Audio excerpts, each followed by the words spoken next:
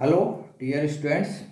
Modifications of root की श्रृंखला के जो चैप्टर्स है उसके जो नया टॉपिक है आज वो है। आज हम जो लेंगे वो दो तरह के मॉडिफिकेशन लेंगे।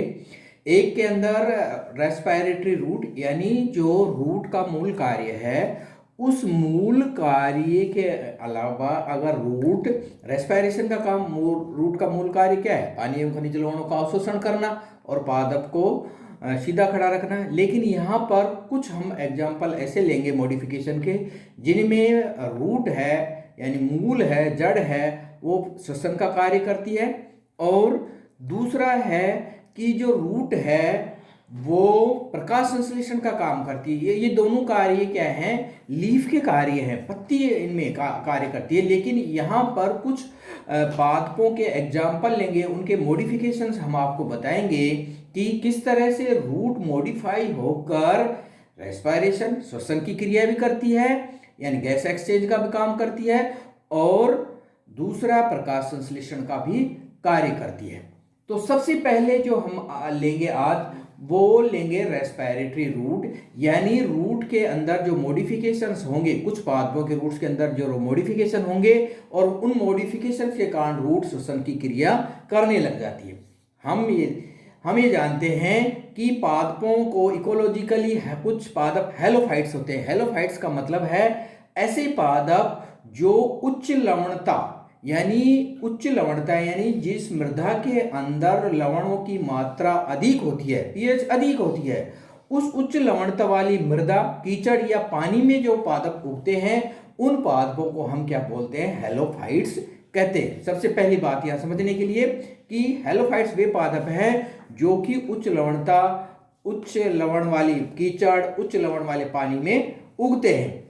लेकिन यहाँ पर उच्च लवणता वाले जो पादप हैं उन हेलोफाइट्स के अंदर एक ऐसा है जो क्या करता है, इस ग्रुप के पादप जो हेलोफाइट्स हैं ये समुद्री तटों के पास या समुद्रों के किनारे जो दलदल है उस दलदल में या जो छोटे छोटे जल स्रोत है उन जल स्रोतों के किनारे या जो झीलों के किनारे छोटे लेगून्स है उन लेगून्स के किनारे जो कीचड़ युक्त पानी है, जो दलदल है और जिसके अंदर लवणों की मात्रा अधिक है, यानी जो दलदल है, जो कीचड़ है, उस कीचड़ के अंदर लवणों की मात्रा अधिक है। तो कायदे से ये पादप कैसे हैं, हेलोफाइट्स हैं, लवणोद्भिद पादप हैं। ये पादप कैसे हैं, लवणोद्भिद पादप हैं। इन पादपों के अंदर जो ये कैटेगरी है, जो समुद्रों के किनारे उगते हैं, जल स्रोतों के किनारे उगते हैं या लगून्स के किनारे उगते हैं, जो कीचड़ में उगते हैं और दलदल में उगते हैं, इनमें से जो स्पेसिफिक कैटेगरी के पादप हैं उनको कहा जाता है मैंग्रोव वेजिटेशन। इन मैंग्रोव वेजिटेशन की दो प्रमुख विशेषता होती है। नंबर एक, इन मैंग्रोव वेजिटेशंस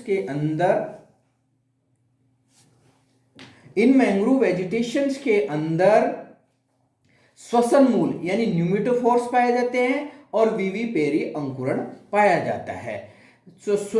इन मैंग्रोव वनस्पति के जो 2-3 एग्जाम्पल आप याद रखिए, जिसमें एक कॉमन राइजोफोरा प्लांट है, एक सोनेरेशिया प्लांट है, एक एविसीनिया प्लांट है। तो कुछ 1-2 एग्जाम्पल भी आप याद रखिए। तो ये लवणोद्भिद पादप की विशेष कैटेगरी है, क्योंकि लवणोद्भिद पादप सूखी मृदा में भी हो सकते हैं, पानी में भी हो सकते हैं। लेकिन यहाँ पर जो लवणोद्भिद पादप की जो स्पेसिफिक कैटेगरी है, जो केवल और केवल कीचड़ और दलदल वाली मिट्टी में उगती है, जहाँ पानी हमेशा भरा हुआ होता है, वो कीचड़ वाली मिट्टी में उगती हैं, इसलिए इन पादपों को मैंग्रोव वनस्पति भी कहते हैं। और मैंग्रोव इसलिए कहते हैं कि इनमें 2 तरह की अन्य विशेषता होती है, न्यूमेटोफोर्स और विविपेरी टाइप का जर्मिनेशन होता है।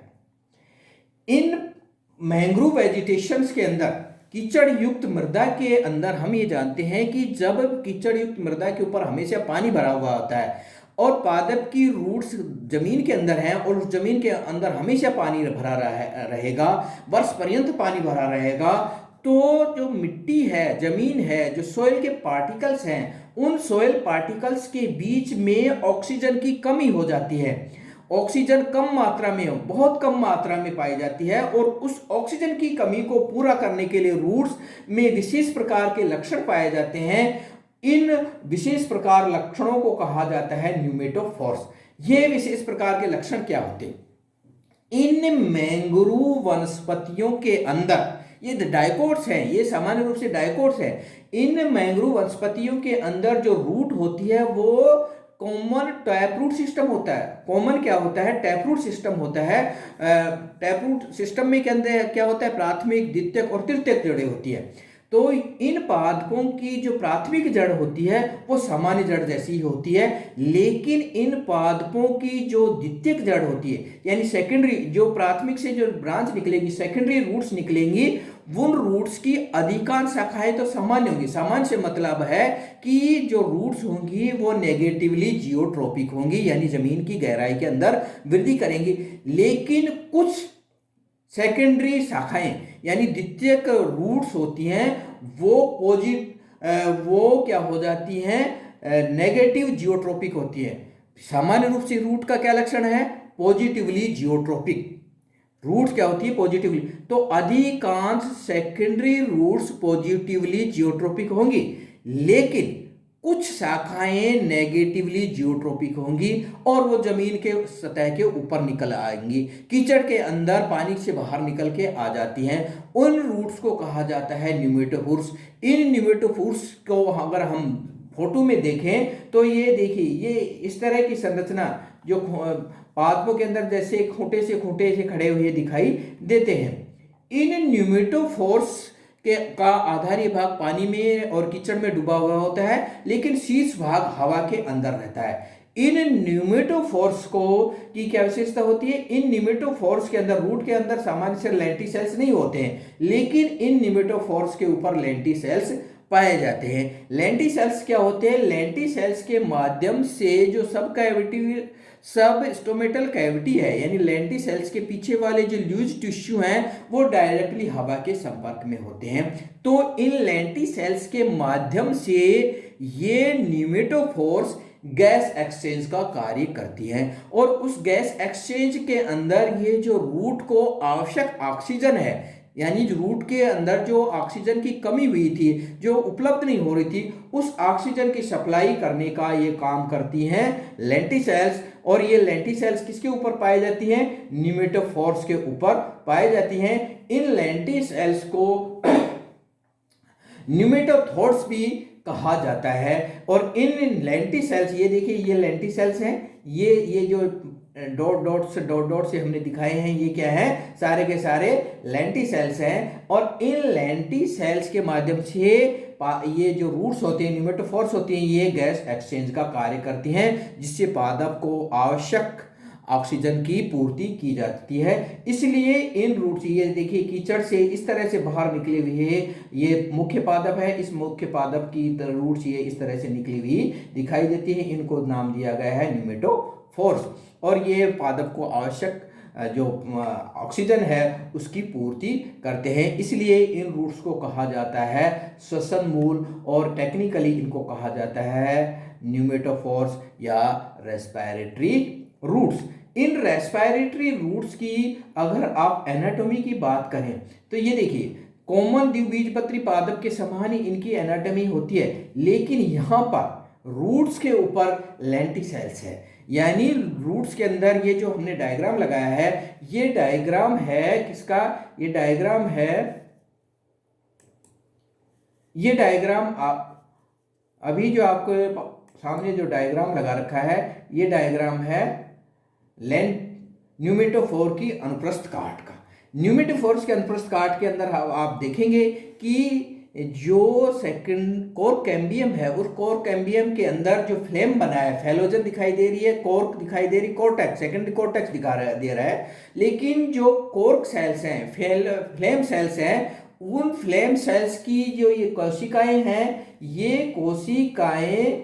ये कोशिकाएं देखिए सीधे की सीधे हवा के संपर्क में रहती हैं, और इनको कहा जाता है लेंटिसेल्स कहा जाता है। और इन लेंटिसेल्स के माध्यम से ये गैस एक्सचेंज का कार्य करती हैं। इसके अलावा इनके अंदर एंडोडर्मिस, पेरिसाइकल, फ्लोएम, कैम्बियम और जो भी अन्य संरचनाएं हैं वो सामान्य डाइकोट रूट के समान ही होती है। इनमें एक विशेष संरचना केवल ये है कि इनके अंदर लेंटिसेल्स उपस्थित होती हैं, न्यूमेटोपोर्स हवा के अंदर आ जाते हैं और वो गैस एक्सचेंज का कार्य करते हैं। अब इसके अंदर हम दूसरा लेते हैं, जो सेकंड जो पार्ट है, इसके अंदर कुछ रूट्स ऐसी होती हैं जो प्रकाश संश्लेषण का कार्य करती हैं। हम ये जानते हैं कि रेस्पिरेशन का कार्य और प्रकाश संश्लेषण का कार्य पत्ती के द्वारा किया जाता है, लीफ के द्वारा किया जाता है, लेकिन कुछ पादपों की, अभी हमने देखा रूट्स ने श्वसन क्रिया करी, कुछ पादपों की रूट्स प्रकाश संश्लेषण का काम करती है। सामान्य रूप से हम ये जानते हैं रूट धनात्मक गुरुत्वावर्ती होती हैं, अर्थात वो गुरुत्वाकर्षण के दिशा में वृद्धि करती हैं, और गुरुत्वाकर्षण के, ये इसको चेंज कर लेना है, जड़े ऋणात्मक फोटोट्रोपिक प्रकाश नववर्ती होती हैं और धनात्मक गुरुत्वावर्ती होती हैं। तो यहाँ पर जो रूट होंगी वो रूट धनात्मक गुरुत्वावर्ती होती हैं, और जो रूट मिट्टी के पार्टिकल्स के बीच में पाई जाती हैं सामान्य रूप से रंगीन होती हैं, मटमैले रंग की होती हैं, उनमें क्लोरोफिल नहीं होता है और रूट कभी भी सामान्य रूप से प्रकाश संश्लेषण नहीं करती है। लेकिन कुछ एग्जाम्पल हम देखेंगे, जैसे कि टीनोस्पोरा, गिलोय, टीनियोफाइलम, ट्रापा, सिंघाड़ा, पोडेस्टोमेन के एग्जाम्पल लेंगे। इन पादपों की जो रूट्स है, ये रूट्स अपस्थानिक टाइप की होती हैं, हवा के संपर्क में होती हैं, पॉजिटिवली फोटोट्रोपिक होती हैं और नेगेटिवली जियोट्रोपिक हो जाती हैं। और हवा के संपर्क में आने से, प्रकाश के संपर्क में आने से इन पादपों की रूट्स के अंदर प्रकाश संश्लेषण की क्षमता विकसित हो जाती है, क्योंकि इनमें क्लोरोफिल डेवलप हो जाता है, ये रूट्स हरे रंग की हो जाती हैं और ये प्रकाश संश्लेषण का कार्य करने लग जाती है। जैसे ग्लोय के अंदर देखा गया है कि वर्षा ऋतु के अंदर ग्लोय की जो रूट्स होती हैं वो हैंगिंग थ्रेड्स के रूप में हवा के अंदर लटकी हुई दिखाई देती है, परंतु शुष्क मौसम में ये श्रिंक्ड हो जाती हैं। जब ये रूट हवा के अंदर, वर्षा ऋतु में हवा के अंदर लटकती हैं, तो ये इनके अंदर प्रकाश संश्लेषण की क्रिया को करने वाला क्लोरोफिल डेवलप हो जाता है और ये हरे रंग की दिखाई देती है और ये प्रकाश संश्लेषण करना चालू कर देती है। इसी तरह से एक ऑर्किड है जिसका नाम है टेनियोफाइलम।